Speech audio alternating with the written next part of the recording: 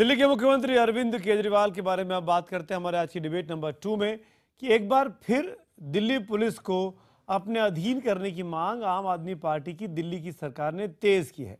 सोमवार को police commissioner BS Bassi से मुलाकात के बाद मुख्यमंत्री केजरीवाल ने एक ऑडियो क्लिप जारी किया था। इस क्लिप में केजरीवाल ने प्रधानमंत्री से अपील की है कि या तो वो दिल्ली पुलिस के कामकाज की हर हफ्ते समीक्षा करें और अगर उनके पास वक्त नहीं है, वो ऐसा नहीं कर सकते हैं, तो फिर दिल्ली सरकार को के अधीन दिल्ली पुलिस कर दें, दिल्ली पुलिस को उनके सुपुर्द कर दें। इस पर अब राजनीति तेज होती जा रही है। आलम यह है कि आज जिस दिल्ली पुलिस को बारे में अपशब्द कहे गए थे, दिल्ली पुलिस के कुछ लोगों ने शिकायतें भी दर्ज कराई हैं मुख्यमंत्री के उस बयान पर, एक खास तखल्लुस का उन्होंने इस्तेमाल किया। उसके बाद आज आम आदमी पार्टी ने दिल्ली पुलिस को निकम्मा भी करार दिया। तो क्या हो रहा है सब कुछ, उस पर पहले ये रिपोर्ट देखते हैं दिन भर की घटनाक्रम की और फिर बड़ी बहस। सर, मेरी आपसे एक छोटी सी विनती है, विनम्र विनती है, या तो आप हर हफ्ते कम से कम 1 घंटा दिल्ली की कानून व्यवस्था के लिए निकाला कीजिए, दिल्ली पुलिस की जवाबदेही तय किया कीजिए, और या फिर दिल्ली पुलिस का कंट्रोल आप हमें दे दीजिए। जनता के साथ मिलके हम दिल्ली पुलिस की व्यवस्था को ठीक करेंगे। मीनाक्षी मर्डर केस के बहाने दिल्ली के मुख्यमंत्री अरविंद केजरीवाल ने पहले दिल्ली पुलिस को जमकर कोसा और अब PM से पुलिस उनके हवाले करने की मांग कर रहे हैं। कल तक तल्ख भाषा का इस्तेमाल करने वाले अरविंद केजरीवाल ने इस अपील के जरिए PM से मांग की है कि अगर उनके पास काम का ज्यादा बोझ है तो दिल्ली पुलिस उन्हें दे दी जाए, वो पूरी व्यवस्था सुधार देंगे। बहरहाल दिल्ली पुलिस को अपने अधिकार क्षेत्र में लाने की मांग करने वाली आम आदमी पार्टी ने एक बार फिर दिल्ली पुलिस के लिए आपत्तिजनक भाषा का इस्तेमाल किया, उसे निकम्मी तक बता दिया। वहाँ दिल्ली की पुलिस ये कहे कि उसको गवाह नहीं, ये क्या साबित करता है? तो यही साबित करता है कि दिल्ली की पुलिस या तो निकम्मी है, या उसको अपना काम करने नहीं आता, या फिर कोई और प्रेशर जिसकी वजह से वो इस पूरे काम को जो है वो इन्वेस्टिगेट करना नहीं। इससे पहले सोमवार को दिल्ली के पुलिस कमिश्नर BS बस्सी ने अरविंद केजरीवाल से मुलाकात की और अपनी बात रखी। बताया जा रहा है कि इस मुलाकात के दौरान पुलिस कमिश्नर ने केजरीवाल की ज्यादातर बातों का जवाब नहीं दिया। उधर विपक्ष ने एक बार फिर आम आदमी पार्टी की इस मांग को अपनी राजनीति चमकाने की कोशिश बताया है। विपक्ष केजरीवाल सरकार को सलाह दे रहा है कि वो पुलिस के साथ मिलकर काम करे। मुद्दों का राजनीतिकरण करने के लिए आप इस तरह के सवाल उठाते हैं और आप ये बातचीत करते हैं। आपको दिल्ली की कानून व्यवस्था में कोई लेना देना नहीं। आप अपने MLAs के बारे में क्या कहेंगे जो उस सारे मामलों में लिप्त हैं, जिनके ऊपर आरोप लगे हुए हैं? थोड़ा सा केजरीवाल साहब को समझना चाहिए, इस देश में और भी राज्य हैं। क्या सभी राज्य प्राइम मिनिस्टर का नाम लेते हैं? किसी भी देश में राजधानी की जो पुलिस होती है वो केंद्र सरकार के अंतर्गत ही रहती है, इसलिए उनकी ये मांग अनुचित है।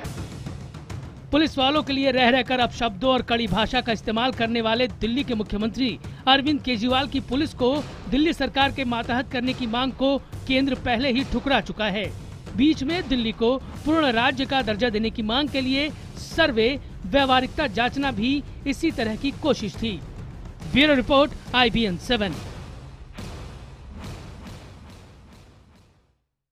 तो क्या दरअसल बस्सी साहब को निशाना बनाकर या दिल्ली पुलिस को निशाना बनाकर आम आदमी पार्टी या उनके जो सरकार है, उनके जो मुख्यमंत्री हैं, वो प्रधानमंत्री को निशाना बनाना चाहते हैं?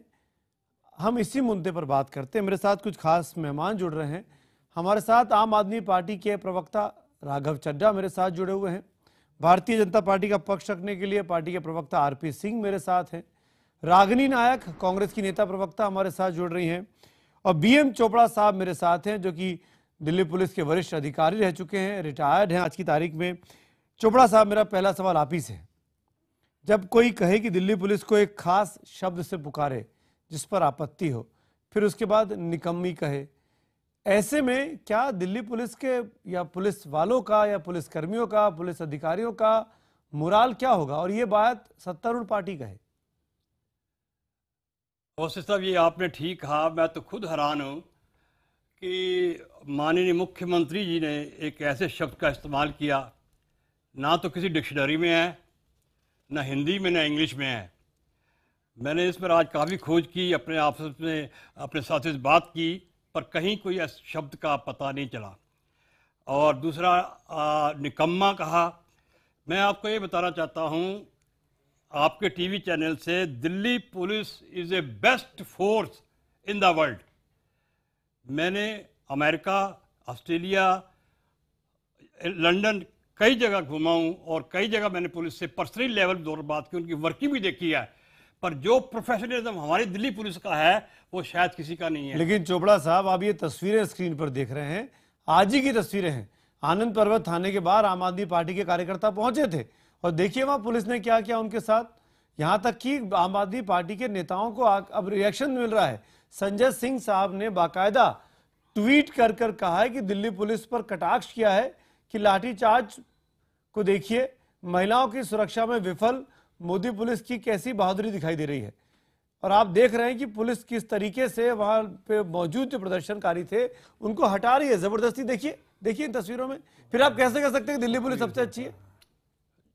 मैं ये कहना चाहता हूँ कि हालात के मुताबिक एक्शन लिया जाता है। हो सकता है जो वहाँ पर भीड़ हो, वहाँ जमा हुई हो, वो आउट ऑफ कंट्रोल हो रही हो, आखिरकार उनको कंट्रोल तो किया जाना चाहिए और करते भी ऐसे ही हैं। तो उसके लिए मिनिमम बल जो है इस्तेमाल किया जाता है और वही मिनिमम बल ताकि ऐसा कोई बड़ा हादसा ना हो जाए। अगर को ना रोका जाए तो हो सकता है वो भीड़ है, कोई आग लगा दे, कुछ और पत्थरबाजी कर दे, कोई प्रॉब्लम क्रिएट करते। इसलिए कोई ऐसा नहीं है कि जो आज जो पहली दफा हुआ है, क्योंकि बल थोड़ा बहुत इस्तेमाल करना ही पड़ता है। लेकिन एक सवाल मैं रागिनी नायक आपसे पूछना चाहूंगा इस इश्यू को और आगे ले जाते हुए, क्या अरविंद केजरीवाल जब बार बार दिल्ली पुलिस के संबंध में ये कह, राघव चड्ढा मेरे साथ फोन लाइन पर कट गई है, राघव चड्ढा जुड़ गए हमारे साथ। राघव आप सुनिएगा, फिर मैं आपका रिएक्शन भी लूंगा। राघव आप नहीं थे तो इसलिए मैं डिबेट को आगे बढ़ा गया। रागिनी मेरा सवाल आपसे है, क्या आपको लगता है जो बात लिखी जा रही है ट्विटर पे, फेसबुक पे, कि दरअसल दिल्ली पुलिस की मांग कर पूरी की पूरी जो लड़ाई है वो दिल्ली पुलिस का कब्जा लेने की नहीं है, वो पूर्ण राज्य की बात है, वो प्रधानमंत्री के समकक्ष अपने को खड़ा करने की बात है? क्या आपको लगता है कि ये उसी रणनीति के तहत की कर रही है आम आदमी पार्टी? सुमित जी, नब्ज पर हाथ तो आपने रख दिया, लेकिन थोड़ा और जोर से दबाना पड़ेगा। देखिए, ये जो कवायद है एक दूसरे पर निशाना साधने की, ये एक तरफा नहीं है। अरविंद केजरीवाल जी और मोदी जी दोनों शेर पर सवा शेर होने की तैयारी करे हुए हैं और दोनों बंदूक का निशाना एक दूसरे पर साधे हैं। लेकिन इस टकराव की राजनीति में सुमित जी, दिल्ली की परिस्थिति अंधेर नगरी जी जैसी हो गई है और अरविंद केजरीवाल उसके निर्विवादित चौपट राजा बन चुके हैं। अब आप देखिए, मुझे तो अरविंद जी की मंशा, उनकी नियत पर शक है। यदि सच में दिल्ली पुलिस को अपने अंडर लेने की जो ये कवायद है ये कानून व्यवस्था की बेहतरी के लिए होती, राघव चड्ढा बोलना चाह रहे हैं आपकी बात पे। जो शीला दीक्षित सरकार ने शुरू की थी उसे बंद ना कराया जाता। आवाज एक मिनट मैं पूरा कर लूं। सुमित जी, मैं पूरा कर लूं राघव। देखिए, मैं अभी जुड़ा हूं, मैं बयान नहीं सुन पाया कि अभी क्या बात हुई। नहीं सुमित जी, मुझे बात पूरी करने दीजिए। कि जो कांग्रेस की माफ कीजिए, ये बात गलत है। राघव मुझे बोलते रहना पड़ेगा सुमित जी। राघव एक मिनट, रागिनी के पास 30 सेकंड्स है। जी, मुझे लगा आपने मुझे कहा बोलने के लिए। रागिनी 30 सेकंड लगा सुमित जी ने मुझे कहा। बिल्कुल 30 सेकंड्स बोलिए। हाँ, तो सुनिए। तो अगर उनकी सच में मंशा कानून व्यवस्था के सुधार की होती तो ना 181 हेल्पलाइन बंद होती, ना आवाज दो अभियान जो कि एक सोशल इनिशिएटिव कांग्रेस सरकार ने शुरू किया था जेंडर सेंसिटाइजेशन के लिए, उसे 1 साल से ठप करके रखा होता। मुझे लगता है कि ये बहुत सोची समझी चाल रहती है हमेशा कि एक मुद्दा खड़ा करिए, उसके आसपास विवाद बनाइए, थोड़ा मीडिया लाइमलाइट पकड़िए, विक्टिम वाली भूमिका में आ जाइए और लोगों की सहानुभूति बटोर लीजिए। Raghav know your turn. Ragini आपके 30 सेकंड हो गए। रागिनी आपके 30 सेकंड हो गए। अब आप सुनिए रागिनी, अब आप सुनिए। तो मैं उम्मीद करता हूं कि नरेंद्र मोदी जी मैं आज आपको ये बताना चाह रहा हूँ इस चैनल पर, देखिए इस पार्टी की तो सीटें भी नहीं है विधानसभा में, कृपया हमें बोलने दीजिए। कांग्रेस पार्टी तो स्टेक होल्डर भी नहीं है दिल्ली में। बोलिए राघव, बोलिए। जी देखिए, मैं चिल्लम चिल्ली में नहीं पढ़ सकता, आप जानते हैं मैं स्वभाव से ही ऐसा हूं कि मैं चिल्लम चिल्ली में पार्ट नहीं ले सकता। आपने मुझे आमंत्रित करा है, थोड़ा समय दीजिएगा।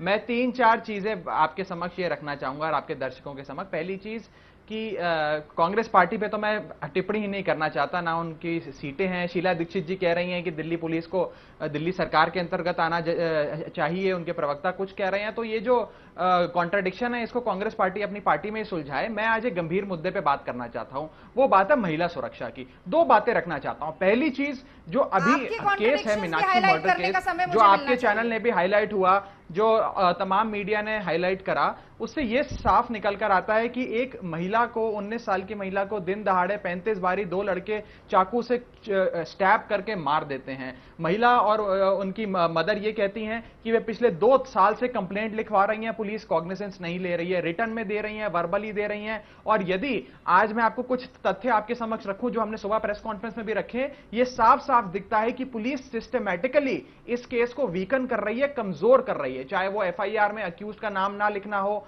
चाहे वो पुलिस रिमांड में लेना ना हो, चाहे पुलिस कमिश्नर का लगातार ये कहना हो कि महिला का इसलिए हत्या हुई कि महिला ने रेजिस्ट करा, प्रोटेस्ट करा, और जो लोग हत्यारे थे उनके ऊपर थूका, उनको धक्का दिया, इस प्रकार के बयानबाजी हो। तो एक चीज तो मीनाक्षी मर्डर केस पे मेरा ये बयान है कि मीनाक्षी मर्डर केस को सिस्टमैटिकली रिटर्न करा जा रहा है। एक मिनट सुन लीजिए, एक मिनट मुझे बात रागिनी में भाग नहीं ले सकता। रागिनी एक मिनट, अगर आपको अगर ये रागिनी एक मिनट,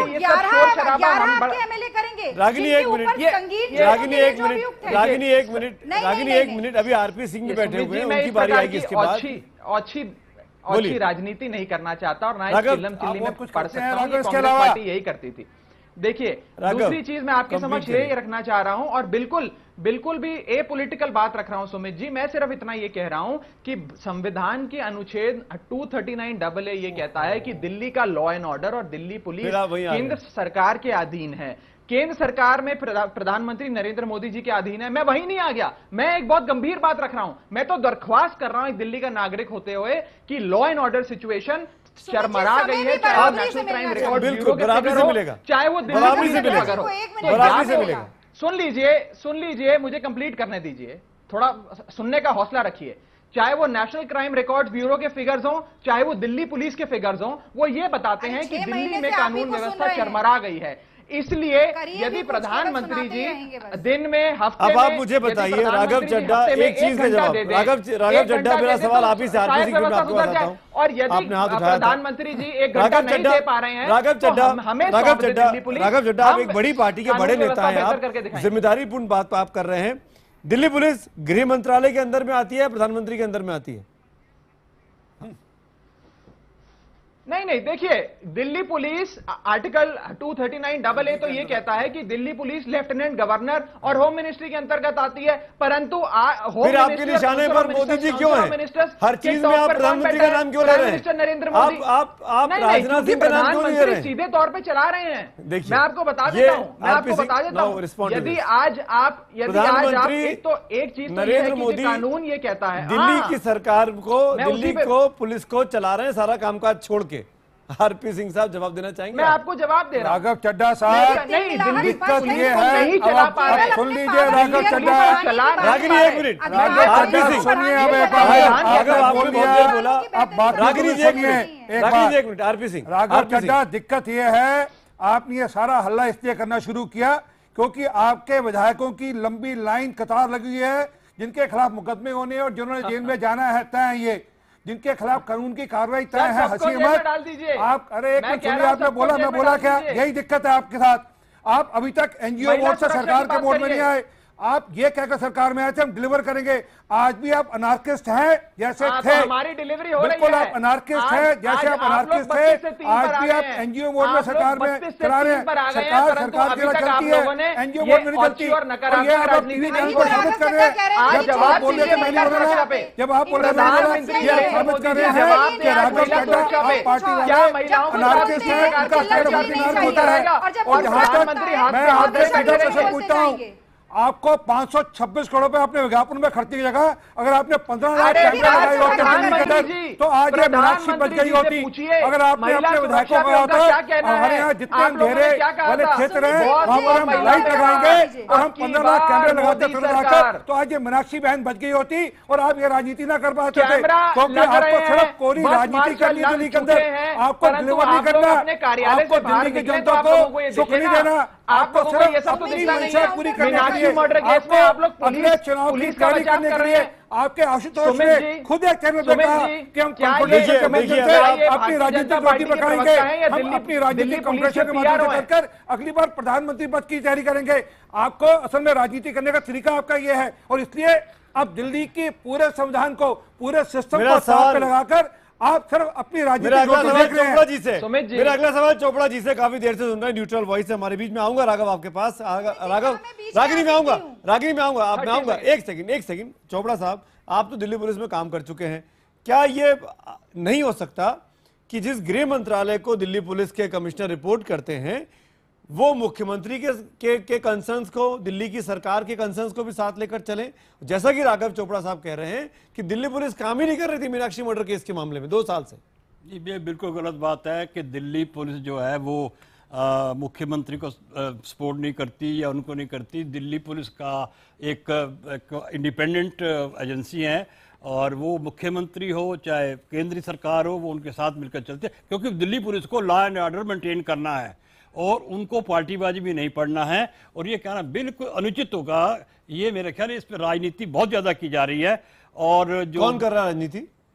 आम आदमी पार्टी वाले ये कहने से डर रहे होंगे। मैं कहता हूं आम आदमी पार्टी वाले कर रहे हैं अपने विधायकों को बचाने के लिए। पार्टी का बिल्कुल राघव आरोप लगा रहा, लेकिन चोपड़ा साहब, आप आप कैसे कह सकते हैं कि राजनीति कर रही है? अगर उनके कंसर्न है, आम आदमी पार्टी को ये लगता है कि 2 साल से कंप्लेंट हो रही थी मीनाक्षी के मामले में, तो दिल्ली पुलिस ने कार्रवाई क्यों नहीं की? वो बिल्कुल ठीक बात है। अगर कंप्लेंट अगर हुई है और उस पर कोई एक्शन नहीं हुआ तो उसकी जांच हो रही है, और जो भी जांच में अगर वो कोई कमी पाई गई तो उसके खिलाफ एक्शन भी होना चाहिए। मैं कल भी यही कहा था। जी Raghav, no respond to this. Raghav आप कुछ बोलना चाह रहे थे? और राघव, आप जो 5 लाख रुपए दिए हैं वहां पर दिल्ली में वैसी 400 बहनें हैं, कृपा कर जेब में हाथ डालिए, सरकार की जेब में हाथ डालिए। उन 400 बहनों को आरपी सिंह रागिनी, एक मिनट 30 सेकंड राघव के। राघव 30 सेकंड। सुमित जी देखिए, ये कहना कि दिल्ली पुलिस इंडिपेंडेंट है, ये तो वही बात हुई कि सीबीआई इंडिपेंडेंट है। यानी यदि आप कानून को पढ़ें, संविधान को पढ़ें, जीएनसीटी एक्ट को पढ़ें और अन्य दिल्ली पुलिस एस्टैब्लिशमेंट एक्ट को पढ़ें, तो आपको ये पता लगेगा दिल्ली पुलिस तो सीबीआई से भी ज्यादा होम मिनिस्ट्री पे डिपेंडेंट है। यानी कि दिल्ली पुलिस तो सीधा केंद्र सरकार के हर चीज में अधीन है। तो ये कहना कि वे इंडिपेंडेंट है, ये तो लीगली पॉसिबल नहीं है। जब आप चुनाव लड़ रहे थे, तो यही संविधान था, यही दिल्ली का कानून था, तब आपने क्यों नहीं कहा कि हम आते से ही दिल्ली पुलिस को इंडिपेंडेंट करेंगे? बिल्कुल। अरे हम तो 49 दिन में धरने पे ही इसीलिए बैठे थे कि दिल्ली पुलिस एक महिला का रेप हुआ और उस पर कार्रवाई नहीं कर रही थी और दिल्ली पुलिस हमारे अधीन नहीं थी। हम तो शुरू से यही कह रहे हैं। मेरा ये कहना है कि यदि आज मीनाक्षी की मदर ये कहती हैं कि वे 2 साल से चिट्ठियां लिख रहे हैं, 2 साल से फोन कर रहे हैं, पुलिस कमिश्नर ये बात आज ऑन रिकॉर्ड कह रहे हैं कि मीनाक्षी की मदर ने 25 बारी CCR पे कॉल करा और दिल्ली पुलिस एक्शन नहीं ले रही है, तो आज कांग्रेस, बीजेपी और चोपड़ा साहब जो आपके ऊपर बैठे हैं वो राजनीति कर रहे हैं। आज चोपड़ा जी, रागिनी नायक, ये सब राजनीति कर रहे हैं।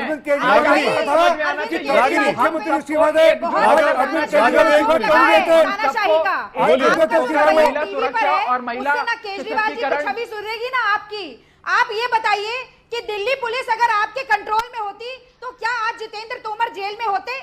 आज जब आप ये बताइए, शीला दीक्षित चिंता कर रही है, हमारे कंट्रोल में होनी चाहिए। की पत्नी है, सुमित जी, शीला दीक्षित जी ये क्यों कह रही है कि दिल्ली पुलिस को दिल्ली सरकार के अधीन होना चाहिए? मुझे एक बात बता दीजिए, शीला दीक्षित पूर्व मुख्यमंत्री जो 3 बारी मुख्यमंत्री रह चुकी हैं, वो ये खत्म हो रहा है, इसको दिल्ली खत्म हो रहा है। राघव, रागिनी इस तरीके से मनोबल बढ़ाना चाहते हैं, अपनी पत्नी पर कुत्ते छोड़ते रहे। आपने तब एक बार नहीं बोला, क्यों नहीं बोला आपने? अरे आपके कैबिनेट में निहाल जब आपने महिला कमेटी राघव चड्ढा, आरपी सिंह, रागिनी नायक, चोपड़ा साहब, माफी चाहता हूं। वक्त की बहुत कमी है, एक्सट्रीमली सॉरी। मैं चाहता तो इस डिबेट को अगर मैं 2 घंटे भी करता तो शायद यही इमोशंस और यही गुस्सा जो है एक दूसरे को लेकर वो सामने आता रहता और बात समझने की बजाय और उलझती हुई ज्यादा हो जाती। कुल मिलाकर ये दिल्ली की जनता को तय करना है, देश की जनता को तय करना है कि क्या एक केंद्रीय राजधानी की जो लॉ एंड ऑर्डर की एजेंसी हो मेंटेन करने वाली, जिसको पुलिस कहा जाता है, वो केंद्र सरकार के अधीन में होनी चाहिए या उस इलाके की, उस राज्य की, उस सूबे की मुख्यमंत्री के अधीन में होनी चाहिए। आप दुनिया भर के फॉर्मूला उठा के देखिए, ये बात बिल्कुल ठीक है।